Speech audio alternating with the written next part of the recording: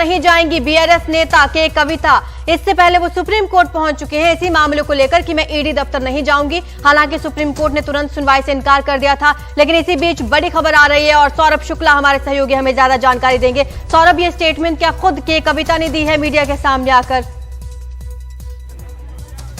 देखिए, मीडिया के सामने अभी तक नहीं बोला है आकर के। उन्होंने सूत्रों के हवाले से जो हमें इंफॉर्मेशन मिली है कि कविता खुद आज ईडी दफ्तर नहीं जा रही हैं। उन्होंने अपना रिप्रेजेंटेशन ईडी दफ्तर अपने वकीलों के जरिए भेज दिया है और ये भी इस बात का भी हवाला दिया है कि उनकी प्राइवेसी को ब्रीच किया है, उनका फ़ोन जब्त करके, और इसीलिए वो सुप्रीम कोर्ट गई हैं। मामला सुप्रीम कोर्ट में लंबित है, इसलिए जो कुछ भी ईडी ने उनसे कहा था, जो कुछ दस्तावेज, कुछ पुराने एक आध फ़ोन की भी जानकारी मांगी थी, कुछ अकाउंट्स की डिटेल्स मांगी थी, वो सारी चीज़ें, वो सारा ब्यौरा, वो सारी जानकारी के कविता ने अपने वकीलों के ज़रिए ईडी को भेज दिया है। यानी बड़ी खबर इस वक्त हम लोग एनडीटीवी पर ब्रेक कर रहे हैं कि के कविता एमएलसी केसीआर की बेटी आज ईडी के सामने अपीयर नहीं होंगी। उन्हें आज 11 बजे ईडी दफ्तर पहुंचना था, उनको आज पूछताछ के लिए पहुंचना था ईडी दफ्तर, लेकिन वो नहीं जा रही हैं। उन्हें 11 बजे पहुंचना था और 11:20 पर लगभग हमें जो जानकारी दी गई वो बताया गया कि कविता ईडी दफ्तर नहीं जाएंगी। उन्होंने अपना रिप्रेजेंटेशन अपने वकीलों के जरिए उनके थ्रू ईडी के घर, ईडी दफ्तर भेज दिया है। ईडी के अधिकारियों को मिल करके वो उनका रिप्रेजेंटेशन ईडी के अधिकारियों को दे दिया जाएगा। और उन्होंने कहा है कि उनकी ब्रीच ऑफ प्राइवेसी, उनकी निजता पर प्रहार किया ईडी ने, उनकी निजता का हनन किया ईडी ने, जिसको लेकर के वो सुप्रीम कोर्ट गई हैं। सुप्रीम कोर्ट में मामला लंबित है, अगली सुनवाई 24 तारीख को होगी। इस बात का हवाला उन्होंने ना अपीयर होने के लिए दिया है। उन्होंने ये भी कहा है कि उनको पिछली बार बुलाया था और उनसे कहा था कि उन्हें कुछ सबूतों के साथ कन्फ्रंट कराना है, जो दूसरे आरोपी हैं उनके साथ कन्फ्रंट कराना है, लेकिन ये काम ईडी ने पिछली बार नहीं किए थे। इसलिए जो भी दस्तावेज, जो भी जानकारी के कविता से ईडी ने मांगी, वो के कविता ने अपने वकीलों के जरिए ईडी दफ्तर भेज दी है। वो खुद ईडी दफ्तर नहीं जाएंगी। तो जो गिरफ्तारी की आशंका जताई जा रही थी उस पर एटलीस्ट आज के लिए तो विराम लग गया। आप देखते हैं कि ईडी क्या करती है, ईडी का रवैया क्या होता है। ईडी क्या वापस समन बोलती है, भेजती है और उनको बोलती है कि आप खुद इन पर्सन अपीयर हो आकर के। तो फिलहाल के कविता ईडी के सामने अपीयर नहीं होने वाली हैं। ये बहुत बड़ी खबर है, क्योंकि उनको जब 11 तारीख को पूछताछ के लिए बुलाया गया था, उसी दिन शाम को बोल दिया गया था कि उन्हें आज यानी 16 तारीख को फिर पूछताछ के लिए आना है। लेकिन के कविता सुबह पूरी तैयारी थी। आप देखिए यहाँ पर दिल्ली पुलिस के अधिकारी खड़े हुए हैं, यहाँ पर सीआरपीएफ तैनात थी, उनके कार्यकर्ता पहुँच चुके थे।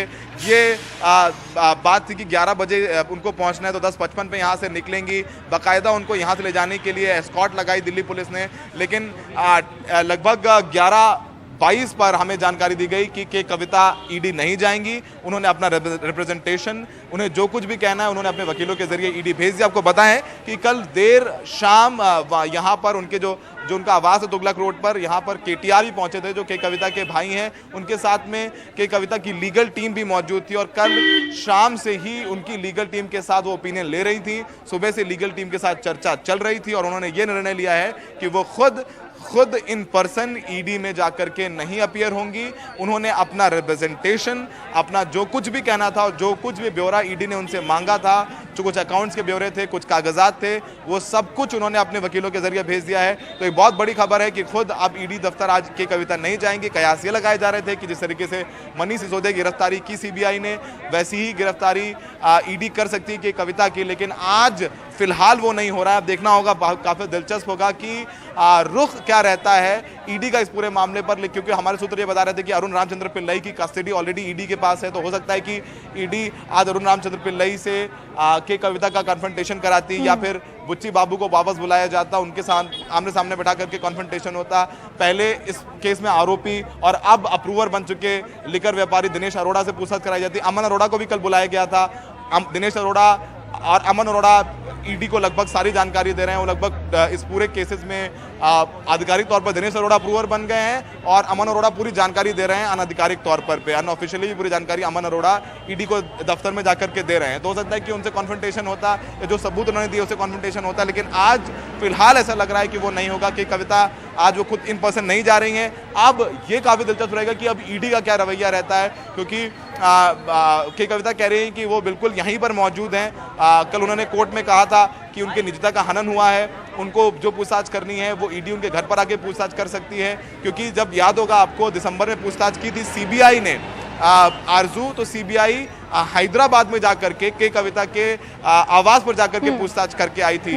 तो इसी बात का हवाला के कविता ने दिया था कि उनका निजता का हनन है, उनका फोन बुला करके सीज कर लिया गया, वो भी उनका निजता का हनन है। इस बात को लेकर सुप्रीम कोर्ट पहुंची तो उन्होंने यही कहा है कि सुप्रीम कोर्ट में मामला लंबित है और ईडी को जो कुछ भी चाहिए वो उन्होंने अपने वकीलों के जरिए भेज दिया है, अपना रिप्रेजेंटेशन भेज दिया। अब देखते हैं कि ईडी का इस पूरे मामले में क्या रुख रहता है। क्या ईडी वापस एक फ्रेश समन इशू करके के कविता को खुद व्यक्तिगत तौर पर पेश होने के लिए कहती है, और वो होगा ही होगा, लेकिन वो कब होगा ये काफी दिलचस्प हो जाता है। तो आरजू, एक बहुत बड़ी राजनीतिक खबर है कि कविता आज ईडी दफ्तर नहीं जा रही हैं, उन्होंने अपना रिप्रेजेंटेशन अपने लीगल एडवाइजर्स के जरिए, अपने वकीलों के जरिए ईडी दफ्तर भेज दिया है। बिल्कुल सौरभ, हम कई बार देखते हैं जब इस तरह पर नेताओं पर आरोप लगते हैं, चाहे ईडी की बात हो चाहे सीबीआई की बात हो, नेता ये कह के हमेशा पल्ला झाड़ लेते हैं कि उनका रूटीन बहुत व्यस्ततम है। लेकिन इस बार जो दलील के कविता की ओर से दी गई कि निजता का हनन है, वो जरा समझना चाहेंगे निजता का हनन कैसे है, क्योंकि आरोप उन पर हैं और ऐसे में फोन की जांच की जाती है, लैपटॉप की जांच तो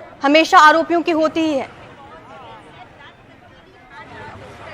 देखिए, नहीं समझना होगा आरजू, के कविता इस पूरे मामले में आधिकारिक तौर पर आरोपी नहीं है, नंबर एक बात जी। दूसरी बात कि के कविता के सामने एविडेंस क्या है। क्या देखिए, पॉलिसी बनाई मनीष सिसोदिया ने, दिल्ली सरकार ने। मनीष सिसोदिया उस वक्त आबकारी विभाग के मंत्री थे। आरोप यह है कि के कविता से विजय नायर जाकर के मिले हैदराबाद में। विजय नायर आम आदमी पार्टी के कम्युनिकेशन इंचार्ज थे। विजय नायर ने कहा कि हम आपके लोगों को आपसे संबंधित, आपके लोगों से संबंधित जो कंपनियां हैं, लिकर कंपनियां, उन्हें नई आबकारी नीति के तहत काम देंगे। उसके जरिए के कविता ने उनको 100 करोड़ रुपए हवाला के जरिए दिए, ऐसा ईडी का कहना है। कुछ मीटिंग्स में जिक्र आया कि के कविता ने कुछ मीटिंग्स की हैं, लेकिन क्या पैसा के लेन देन में खुद डायरेक्ट के कविता शामिल थी, तो ये प्रूफ करना ईडी के लिए एक बहुत टेढ़ी खीर है। यही वजह है कि सबसे आखिर में के कविता को ईडी ने बुलाया था। सीबीआई बुला चुकी है और सीबीआई ने के कविता को अरेस्ट नहीं किया। ईडी ने उनको दोबारा बुलाया और कल के कविता के अकाउंटेंट, यही वजह है कि वो मनी ट्रेल मिले, वो मनी ट्रेल में पैसा क्या के कविता के जरिए गया और जो फायदा हुआ क्या के कविता तक पहुंच रहा था, इसके लिए उनके जो अकाउंटेंट हैं बुच्ची बाबू से कल पूछताछ की। तो यही दलील दी है कि आप ने फोन कॉन्फिस्केट कर लिया, मेरा फोन सीज कर लिया, मैं औपचारिक तौर पर, आधिकारिक तौर पर आरोपी नहीं हूं, आपने मुझे बुलाया, उसके बाद मेरा फोन मंगवाया और उसको सील कर दिया गया, मैं महिला हूं, मैं एमएलसी हूं, तो ये तमाम दलीलें कोर्ट में उन्होंने दी थी। तो अब देखना होगा कि उनके रिप्रेजेंटेशन में आज गया उन्होंने क्या कुछ नया कहा है, लेकिन शुरुआती जानकारी यही है कि उन्होंने यही हवाला दिया है कि देखिए, अगर आपको पूछताछ करना है तो आप आइए, मैं तैयार हूं पूछताछ करने के लिए, मुझे वहां बुला करके मेरी निजता का हनन ना किया जाए। और ये हो सकता है कि इस बात को इस तरीके से भी देख लिया जाए कि क्या आज की कविता को आशंका थी कि उनकी गिरफ्तारी हो सकती थी, इसीलिए वो आज नहीं पहुंची ईडी, तो इस बात को ऐसे भी देख लिया जा सकता है। लेकिन जो तथ्य हैं वो यही है कि के कविता नहीं जाएंगी। उन्होंने अपना रिप्रेजेंटेशन अपने वकीलों के जरिए अब से 20 मिनट पहले भेजा है और उनके वकील ईडी दफ्तर पहुंच गए हैं। अब देखते हैं कि ईडी क्या करती है, ईडी क्या फ्रेश समन इशू करती है कि कविता को इन पर्सन अपीयर होने की, या फिर कोर्ट में कोई एफिडेविट लगाती है। तो अब काफी तकनीकी दांवपेच भी इस पूरे मामले पर सामने आएंगे और के कविता एटलीस्ट आज तो गिरफ्तार नहीं होंगी, ऐसा लगता है। एक बड़ी राजनेता हैं के कविता के घर पर उनके तमाम सांसद बीआरएस के मौजूद हैं, उनके कार्यकर्ता मौजूद हैं। तो अब देखते हैं कि ईडी का रुख क्या रहता है इस पूरे मामले पर। सौरभ, ये के कविता मीडिया से भी बातचीत करने वाली थी, आज प्रेस कॉन्फ्रेंस करने वाली थी, इंतजार था उनकी प्रेस कॉन्फ्रेंस का, आज बात करेंगी मीडिया से? देखिए, अभी तक उनको ये बात कल हमें बताया तो उन्होंने खुद हमसे, हमारी बात हुई थी, हमसे उनसे पूछा था तो उन्होंने हमसे बोला था खुद कि वो कल 10 बजे बात करेंगे।